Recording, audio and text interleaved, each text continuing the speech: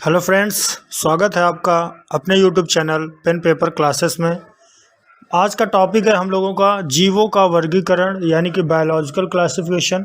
Biology का topic है, बहुत ही इंपॉर्टेंट टॉपिक है। इससे क्वेश्चन पूछे ही जाते हैं आपके आने वाले एग्जाम्स पे। तो चलिए, ये टॉपिक्स जो होंगे, अब ये बायोलॉजी के हर टॉपिक डेली एक टॉपिक आपको मिलता रहेगा, ठीक है।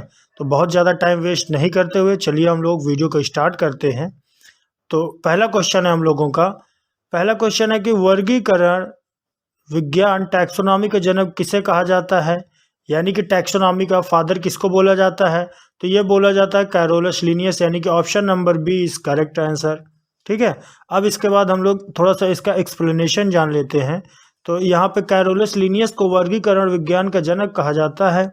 इन्होंने सर्वप्रथम अपनी पुस्तक सिस्टमा नेचुरी, इसके बारे में भी ध्यान रखिएगा, इसके बारे में भी पूछा जाता है, यानी कि सिस्टमा नेचुरी 1758 ईस्वी में ये बुक आई थी, इसके बारे में पूछा जाता है। इसमें इन्होंने बताया था जीवों के वैज्ञानिक नाम और उसके वर्गीकरण की व्यवस्थित एक प्रणाली प्रस्तुत की थी। इन्होंने जो है तीन जगत में बांटा था, जंतु पादप खनिज में विभाजित किया। उन्होंने पादप जगत को 24 वर्गों में तथा जंतु जगत को 6 वर्गों में विभाजित किया हुआ था। इसके बाद आ जाता है अपने दूसरे क्वेश्चन पे। दूसरा क्वेश्चन है जीवों का वैज्ञानिक नामकरण की पद्धति है। कौन सी पद्धति, मतलब द्विनाम, बहुनाम या संघ पद्धति या वर्ग पद्धति। तो ये होती है द्विनाम पद्धति। Option number A is correct. कौन सी है? द्विनाम पद्धति। इसका थोड़ा सा एक्सप्लेनेशन देख लेते हैं। जीवों का वैज्ञानिक नाम कैरोलस लिनियस द्वारा प्रस्तुत बायोनॉमिकल नोमेनकल्चर नामकरण पद्धति के आधार पर किया जाता है। इसमें जीवों को लैटिन भाषा में एक विशिष्ट नाम दिया जाता है। इसके दो भाग होते हैं। कौन कौन से होते हैं? एक होता है वंश यानी कि जीन्स, और दूसरा होता है जात स्पीसीज।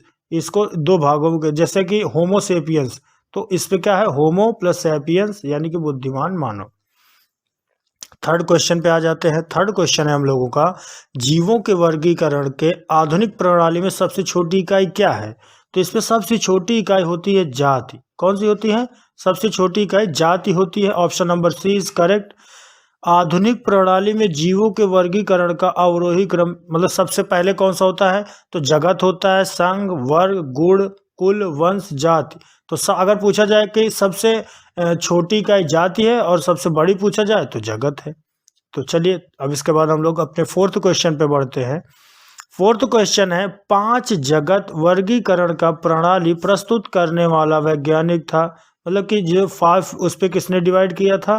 तो ये किया था वी टेकर ने। किसने किया था? Whittaker. Option number D is correct option है।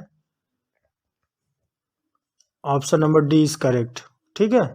और ये जो है ये आपका रॉन्ग है। Option number D is correct. तो चलिए, अब इसके बाद थोड़ा इसका एक्सप्लेनेशन देख लेते हैं। जीव जगत के वर्गीकरण में निम्नलिखित वर्गीकरण प्रणालियां प्रस्तुत की। जैसे दो जगत वर्गीकरण कैरोलस लीनियस द्वारा, बहुत ही इंपॉर्टेंट है, इसको ध्यान से देखिएगा। कैरोलस लीनियस ने 2 जगत वर्गीकरण प्रस्तुत किया था। 3 जगत वर्गीकरण हैकल ने, 4 जगत कोपलैंड ने, और 5 जगत वर्गीकरण RH व्हिटेकर ने। तो ये चारों आपको पता हो गए। अब इसमें से कोई भी क्वेश्चन पूछे आप लोग कर लेंगे, ठीक है। चलिए, पांचवें क्वेश्चन पे बढ़ते हैं। पांचवा क्वेश्चन है जंतुओं एवं पादपों के वैज्ञानिक वर्गीकरण से संबंधित विज्ञान की शाखा कहलाती है। तो ये कौन सी शाखा कहलाती है? इसका करेक्ट ऑप्शन होगा आपका वर्गीकी। वर्गीकी करेक्ट ऑप्शन है बी, ठीक है। जीव जंतुओं एवं पादपों के वैज्ञानिक वर्गीक संबंधी के वर्गीकी यानी कि टैक्सोनॉमी कहलाती है। इस पे जो है जीवों में वर्गीकरण की प्रक्रिया आप आकृतिकी, मॉर्फोलॉजी और पारिस्थितिकी, इकोलॉजी एवं अनुवांशिकी, जेनेटिक पर आधारित है, ठीक है। इसके बाद हम लोग बढ़ते हैं अपने 6th क्वेश्चन। तो हम लोग अपने छठे क्वेश्चन पे, कौन सा जीव मोनेरा जगत में शामिल नहीं है। तो ये कवक जो है मोनेरा जगत में शामिल नहीं होता है, ये प्रोटिस्टा जगत में शामिल होता है, ठीक है। तो चलिए, अब 7th क्वेश्चन पे बढ़ते हैं। विषाणु किस जगत में शामिल नहीं किया जाता है। तो ये किस जगत में नहीं किया जाता है? प्रोटिस्टा, मोनेरा, प्रोटोजा, इनमें से कोई नहीं, ये किसी में नहीं होता है इनमें से। विषाणु अति सूक्ष्म एवं आकोशिकीय संरचना वाले न्यूक्लियोप्रोटीन कण हैं, जिनमें प्रोटीन के आवरण में घिरा न्यूक्लियर अम्ल पाया जाता है। चलिए अब आठवें क्वेश्चन पे आते हैं। अब तक खोजी गई सबसे छोटी जीवाणु कोशिकाएं हैं, कौन सी हैं? इनमें से देखिए, ये सबसे छोटी जो जीवाणु कोशिकाएं हैं वो माइक्रोप्लाज्मा है। माइक्रोप्लाज्मा प्रोकैरियोटिक जीव हैं। इनमें कोशिका भित्ति का अभाव होता है। यह अब तक ज्ञात सबसे छोटी जीवाणु कोशिकाएं है। ठीक है, चलिए 9th क्वेश्चन पे आते हैं। कवकों का प्रयोग किया जाता है, किसके लिए किया जाता है कवकों का प्रयोग? मतलब खाद्य पदार्थ के रूप में, अल्कोहल निर्माण, ब्रेड बनाने, ये तीनों में किया जाता है। ऑप्शन डी इज करेक्ट सभी में। नेक्स्ट क्वेश्चन है हम लोगों का, लाइकेन के संबंध में सत्य कथन है। तो कौन सा सत्य कथन है? लाइकेन थैलोफाइटा प्रकार की वनस्पति है, बिल्कुल सही है, ये एकदम राइट ऑप्शन है। यह कवक तथा शैवालों के सहजीवन का परिणाम है, ये भी सही है। कवक जो है शैवालों तथा सहजीवन का परिणाम है, सही है। अनेक औषधियों के निर्माण में इनका प्रयोग होता है, ये भी सही है। यानी कि इसका ऑप्शन नंबर ए, बी और सी सही है और डी ये सही नहीं है, ये गलत है। या मृदा को हानि पहुंचाते हैं, तो ये गलत है, मृदा को हानि नहीं पहुंचाते हैं। ठीक है, अब आते हैं हम लोग अपने नेक्स्ट क्वेश्चन 11वें क्वेश्चन पे। लाल सागर को यह नाम क्यों दिया गया है? तो ये दिया गया है विशिष्ट शैवालों की उपस्थिति के कारण इसको लाल सागर कहा जाता है। इसका एक्सप्लेनेशन देखते हैं। लाल सागर में ट्राइकोडेसियम एरिथियम नामक नीलहरी शैवाल बहुतायत में पाए जाते हैं। जब यह शैवाल मर जाते हैं तो सागर का सामान्य नीला हरा जल लाल पूरा प्रतीत होने लगता है। इसी कारण लाल सागर को यह विशिष्ट नाम प्रदान किया गया है। ठीक है, 12वां क्वेश्चन है, पादप जगत के वर्ग हैं, कौन कौन से हैं पादप जगत के वर्ग? तो थैलोफाइटा, ब्रायोफाइटा और टैकियोफाइटा, ये सभी हैं। ट्रायोफाइटा, ये सभी जो है पादप जगत के वर्ग हैं। ठीक है, थैलोफाइटा, ब्रायोफाइटा और ट्रायोफाइटा, ये तीनों जो है पादप जगत के वर्ग हैं। 13वां क्वेश्चन है हम लोगों का, थैलोफाइटा संघ के अंतर्गत शामिल नहीं है। मतलब किसके अंतर्गत शामिल नहीं है? तो ये स्फैग्नम के अंतर्गत शामिल नहीं होता है। थैलोफाइटा पादप जगत का एक संघ फाइला है जिसके अंतर्गत सबसे सरल पादप शामिल किए जाते हैं। इन पादपों का शरीर जड़ तथा तना तथा पत्तियों में विभाजित न होकर एक थैलस के रूप में होता है। ठीक है, पादपों में संवहन ऊतकों वैस्कुलर टिश्यू का भी अभाव होता है। थैलोफाइटा संघ के अंतर्गत विभिन्न प्रकार के शैवाल, कवक एवं लाइकेन शामिल किए जाते हैं। ये इसका एक्सप्लेनेशन है। 14वां क्वेश्चन है हम लोगों का, नाइट्रोजन स्थिरीकरण वाले शैवाल है, कौन कौन से स्थिरीकरण वाले शैवाल हैं? तो ये है नास्टक एवं एनाबीना, ये जो है ये करेक्ट ऑप्शन होगा। नास्टक एवं एनाबिया जो है ये दोनों नाइट्रोजन स्थिरीकरण करने वाले शैवाल है। इसके बाद 15वां क्वेश्चन में पढ़ते हैं हम लोग। 15वां क्वेश्चन है, जिन पादपों में भोजन व जल के संवहन के लिए संवहन तंत्र पाया जाता है वह किस पादप संघ के अंतर्गत आते हैं? तो ये आते हैं टैकियोफाइटा। किसके अंतर्गत आते हैं? टैकियोफाइटा के अंतर्गत आते हैं। जिन पादपों में भोजन व जल के संवहन के लिए जाइलम तथा फ्लोएम नामक संवहनी ऊतक वैस्कुलर टिश्यू पाए जाते हैं उनको वो जो है टैकियोफाइटा नामक पादप संघ के अंतर्गत रखा जाता है। ठीक है, जिन पे भी जाइलम और फ्लोएम दोनों पाए जाए वैस्कुलर टिश्यू, वो टैकियोफाइटा में आते हैं। चलिए 16वां क्वेश्चन है, टेरिडोफाइटा पादप वर्ग के विषय में सत्य कथन है। मतलब कौन सा इसमें से सत्य कथन होगा? ये मतलब उपयुक्त सही, तीनों सही होंगे इसके। ये बीज रहित पादप होते हैं, बीजाणुओं द्वारा प्रजनन होता है, शरीर जड़ तथा तना तथा पत्तियों में विभाजित रहता है। तो ये तीनों इसके सही हैं टेरिडोफाइटा का। ठीक है, ये एक्सप्लेनेशन आप लोग देख लीजिएगा, बहुत इंपॉर्टेंट एक्सप्लेनेशन है। उसके बाद हम लोग बढ़ते हैं अपने 17वें क्वेश्चन पे। संघ पोरीफेरा फाइलम पोरीफेरा के जीवों में विशेषता नहीं है, तो इनमें कौन सी विशेषता नहीं होती है? ये जो होते हैं ना, ये एक कोशिकी होते हैं, ये एक कोशिकी नहीं होते हैं, ये इनकी जो है विशेषता होती है। इसके बाद इसका एक्सप्लेनेशन देखें। संघ पोरीफेरा के जीव अत्यंत साधारण बहुकोशिकीय जीव हैं। इनमें नाल तंत्र कैनाल सिस्टम पाया जाता है। ये इसका जिससे इनके पूरे शरीर में जल प्रवाहित होता है। यह अलैंगिक तथा लैंगिक दोनों प्रकार से प्रजनन करते हैं। साइकन स्पांजिला आदि इस संघ में के प्रमुख जीव हैं। इसके बाद 18वां क्वेश्चन है, सूत्रकृमि किस संघ से संबंधित है? तो ये किस संघ से संबंधित है? यह है Aschelminthes. Option B is correct option. ठीक है, सूत्रकृमि अथवा गोलकृमि अथवा एनिमेटोड ओ संघ के अंतर्गत आते हैं। इनका शरीर पतले धागे के समान बेलनाकार होता है जो दोनों सिरे पर नुकीला होता है। ठीक है, 19वां क्वेश्चन है, संत सिलेटेंट फाइलम कोलेंटेरेटा के जीवों का सर्व प्रमुख लक्षण क्या है? तो इनका प्रमुख लक्षण होता है शरीर में ये सॉरी ये थोड़ा गलत हो गया, देखिए, शरीर में अंतर गुहा की उपस्थित होना, ये इनका जो है सर्व प्रमुख लक्षण होता है।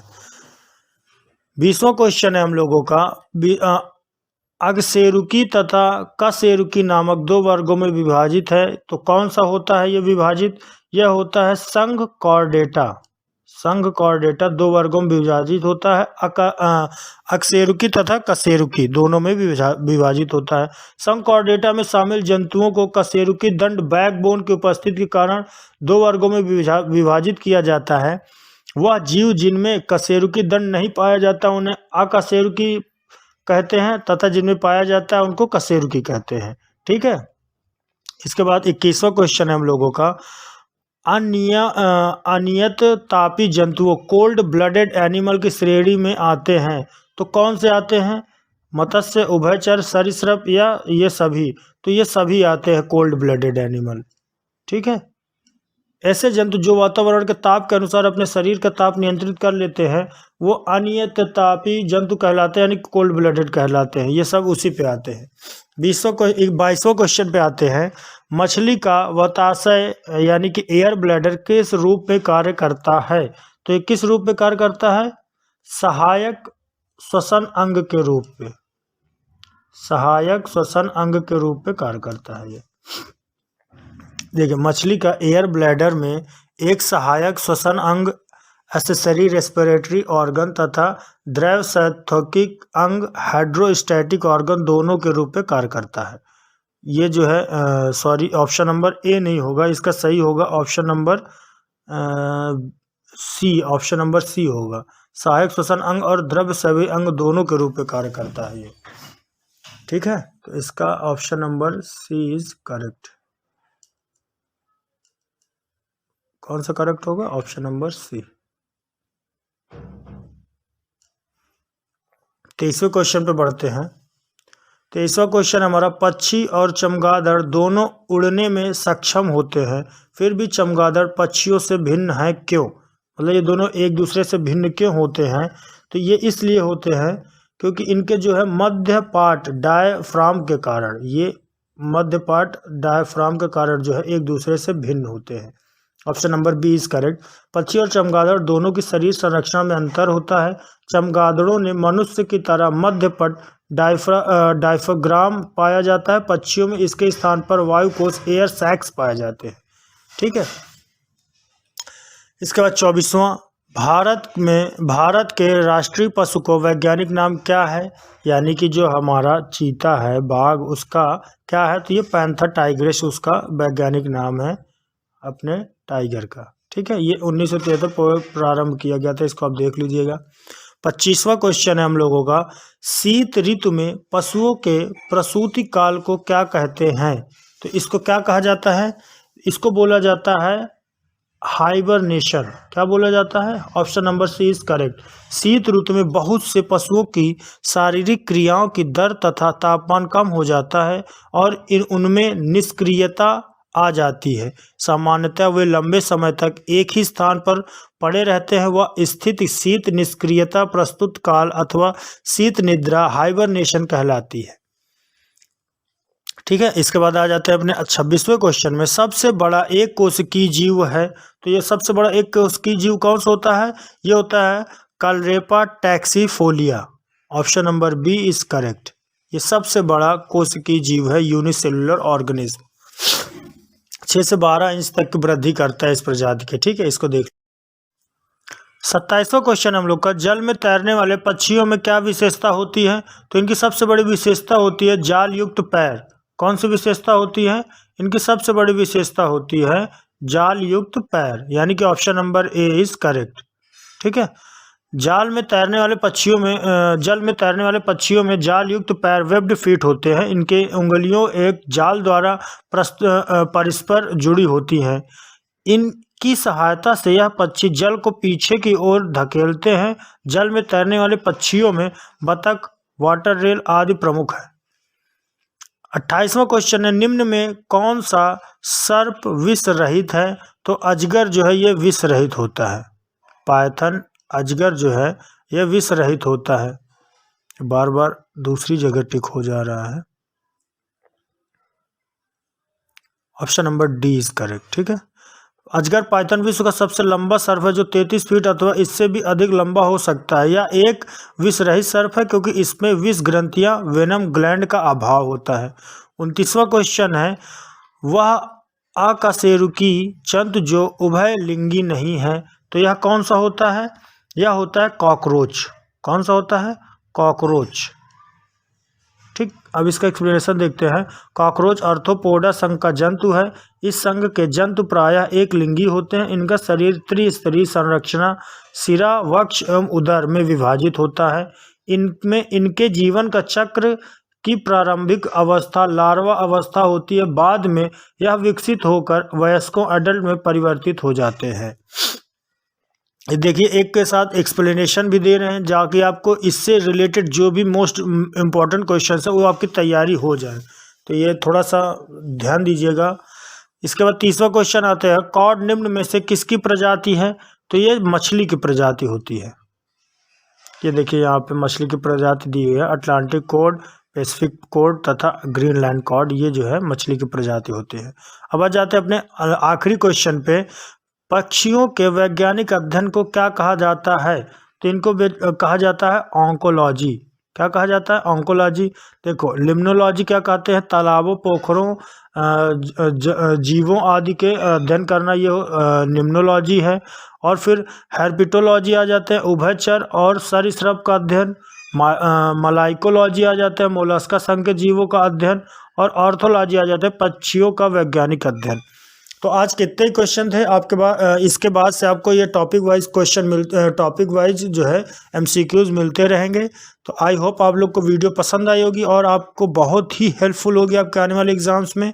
तो प्लीज़ जिसने भी चैनल को सब्सक्राइब नहीं किया है, चैनल को सब्सक्राइब कर लें।